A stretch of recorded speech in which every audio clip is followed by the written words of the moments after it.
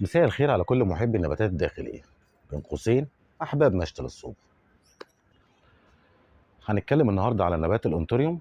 نبات الأنطوريوم ده نبات داخلي مزهر. في ألوان زهور كتيرة جدا. نبات سهل الرعاية. انت حضرتك لو رحت عملت عشان تعمل بوكيه ورد في زهرة الأنطوريوم هيبقى بوكيه غالي، فما بالك انت هيبقى عندك نبات كثافه ما شاء الله يطلع لك كل يوم زهره ويفرحك بزهور باستمرار. هو النبات عنده قدره هايله قوي انه يفرحك كل يوم تقريبا بزهره زي ما انتم شايفين كده. هنتكلم على طريقه الرعايه، وهنتكلم على طريقه الاكسار، وزي ما انتم متعودين مننا ان احنا هنفتح الصندوق الاسود وهنقول اسرار لرعايه النبات اسرار ما يعرفهاش غير اصحاب المشاتل بس، عشان النبات ده يعيش معاك مده طويله جدا جدا جدا. بس قبل ما نبدا، اللي ما اشتركش في القناة ينزل حالا يشترك في القناة ويفعل زر التنبيهات عشان يوصلك كل جديد. ولو عجبك الفيديو لايك وشير، علشان معلوماتنا توصل لكل حتة في العالم. ولو عندك أي سؤال اكتبه لنا في الكومنتات وإحنا هنجاوب لك عليه إن شاء الله. معاكم وسام صقر من قناة مشتل الصوبة، خليكم معانا.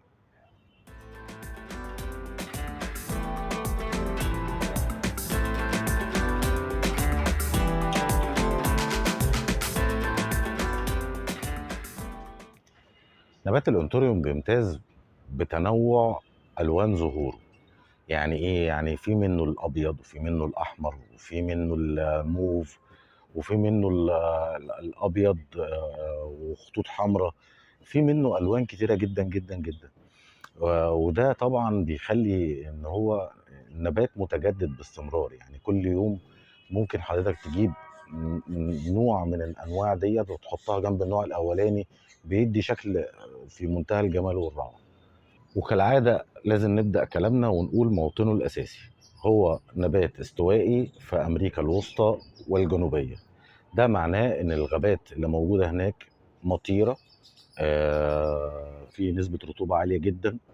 آه، هي غابات مش مظلله بالكامل، هي بيتخللها اشعه شمس خفيفه. على فكره معلومه كده ما بين قوسين، في كولومبيا والدول امريكا الوسطى بيحطوه في الشارع، يعني بيحطوه اوت دور مش اندور. طالما احنا عرفنا موطنه الاساسي ايه، يبقى هنعرف نرعيه ازاي. هو بما انه في الغابات المطيره يبقى بيحب نبات محب جدا للميه. جذوره مش بتحب تنشف، يعني نروي بعد لو بعد 50% من جفاف التربه. وهنلاقي كده ان الانطوريوم في الغالب لما حضرتك بتشتريه بيكون في نسبه برلايت عالي. ده علشان البرلايت بيمتص الميه وبيقعد مده طويله. هو نبات محب جدا جدا جدا للرطوبه. يعني في المحافظات الساحلية، اسكندرية، بورسعيد، الإسماعيلية، المحافظات اللي فيها نسبة رطوبة عالية، هو هيمشي فيها بسهولة جدا ومش هتحتاج معاه أي مشكلة. طيب بالنسبة للمحافظات التانية، خلي بالكم يا جماعة، الانتوريوم فيه تركة مهمة جدا. الانتوريوم مش بيحب الرش الورقي الكثيف.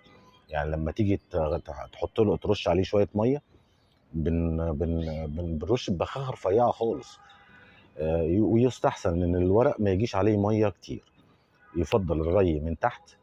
يفضل ان احنا نحط طبق فيه ميه جنب البوت بتاعه. ده الحاجتين دول هيحموا النبات حمايه كامله. احنا عرفنا ان النبات الانطوريوم بيعيش في الغابات الاستوائيه اللي مش كثيفه، اللي بيتخللها اشعه شمس مغربله او اشعه شمس بسيطه. فاحنا برضو لازم نحقق له الجو يعني احنا لو حطيناه جنب شباك في اضاءه الى حد ما مرتفعه، هينبسط قوي قوي قوي وهيديك كثافه ظهور بسم الله ما شاء الله زي ما انتم شايفين كده. هنقول تركايه مهمه جدا. شايفين الخرم ده، الحته دي كده، ده نوع من البكتيريا اتوجد على النبات علشان احنا النبات ده تحديدا اتعرض لميه كتير على الورق، فبيعمل البكتيريا ديت. لو ظهر لك اي حاجه، اي ورقه فيها الكلام ضروري جدا جدا جدا ان احنا نقص الورقه ونرميها بعيد، علشان الموضوع ده معدي لبقيه الورق. عادي خالص ان لو ظهرت لك حاجه كده ان احنا نقص ونرمي على طول. اخر حاجه في الرعايه، وبعد كده هنخش على طريقه اكسار نبات الانطوريوم. اهم حاجه بالنسبه للانطوريوم هو التسميد. خلينا نتفق اتفاق كده، لو انت عندك اي نبات لون الاخضر، الورق بتاعه اخضر غامق بالمنظر ده كده، يبقى النبات ده بيعشق الحديد وبيعشق العناصر الصغرى. علشان كده مهم جدا ان انت تسمد بام بي كي متوازن مره كل 10 ايام، والمره اللي بعد منها تسمد بعناصر صغرى، يعني عناصر كبرى وعناصر صغرى كل 10 ايام بالتبادل. نبات الانتوريوم اللي اكساره سهل جدا، ورغم رغم ان اكساره سهل قوي، فانا مش عارف بصراحه هو ايه السبب في غلوه هنا في مصر. هو نبات غالي في مصر، مع ان احنا عملناه في مشهد الصوبه، وعايز اقول لكم ان هو بدا يظهر كمان يدي زهره. بسم الله الرحمن الرحيم. بصوا شايفين دي باينه ولا لا؟ هي محضره زهره اهي.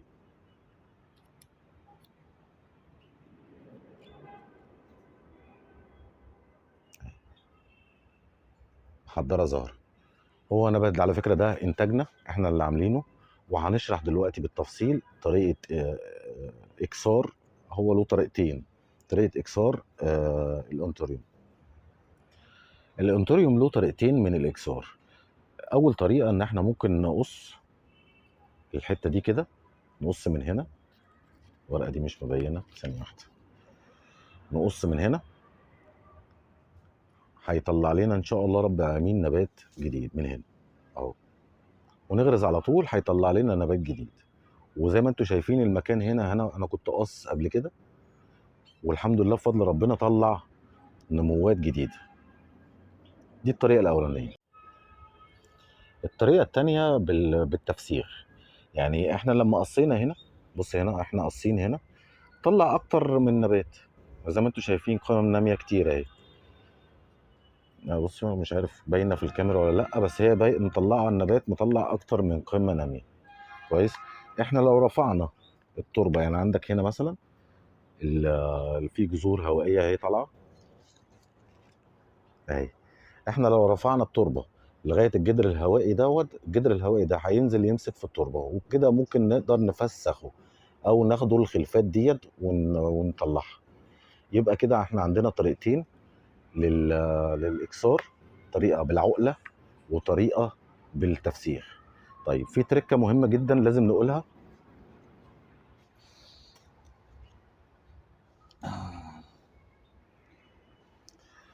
احنا ليه لما نيجي ناخده عقله، لازم دي من تجربه شخصيه، لازم نسيب على الاقل ورقه او ورقتين تحت.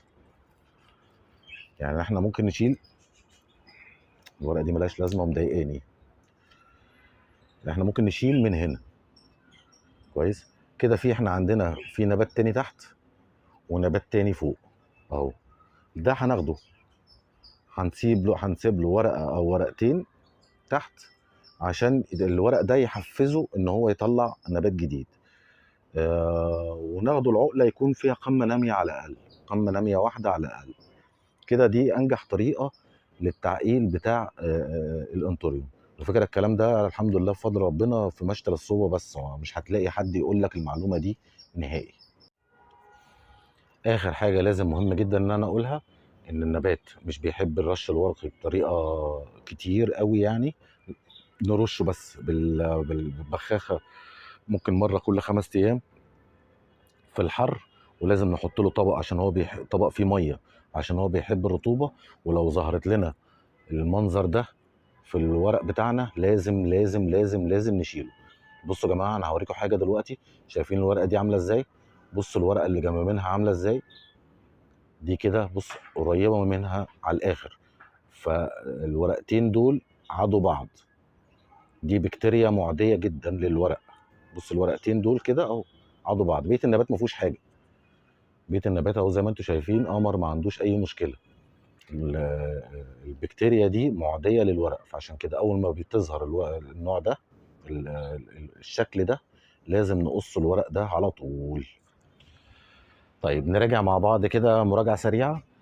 نبات الأنطوريوم بيحب المية، مش بيحب العطش، يعني تروي لما 50% من التربة ينشف وبعد كده تروي.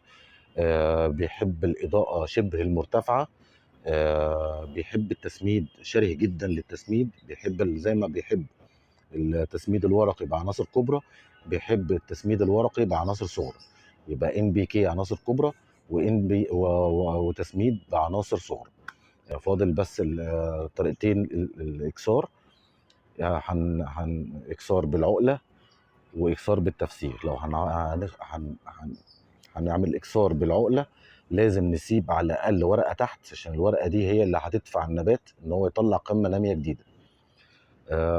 والحته اللي فوق اللي هي الشوشه، يعني الحته اللي احنا اخدناها من فوق دي هنحطها في تربه بتاعتنا فيها برلايت كتير، ان شاء الله رب العالمين تجدر وتبقى زي القمر. وبكده نكون قلنا كل حاجه عن نبات الانطوريوم، طريقه الرعايه، طريقه الاكسار، وعرفنا ان اكساره سهل جدا ويمكن تحقيقه هنا في مصر بس على سكيل كبير، مزارع كبيره تقدر تعمله، وسعره يقل. احبابنا اللي وصلوا لغايه هنا انتوا اخواتي وحبايبي، لو عجبك الفيديو ما تنساش تدعمنا بلايك، واي سؤال عندك يا ريت تكتبه لنا في الكومنتات. شير الفيديو على قد ما تقدر عشان معلوماتنا توصل لكل الناس. كان معاكم وسام صقر من قناه مشتل الصوبه، اشوفكم في فيديو جديد ان شاء الله. باي باي.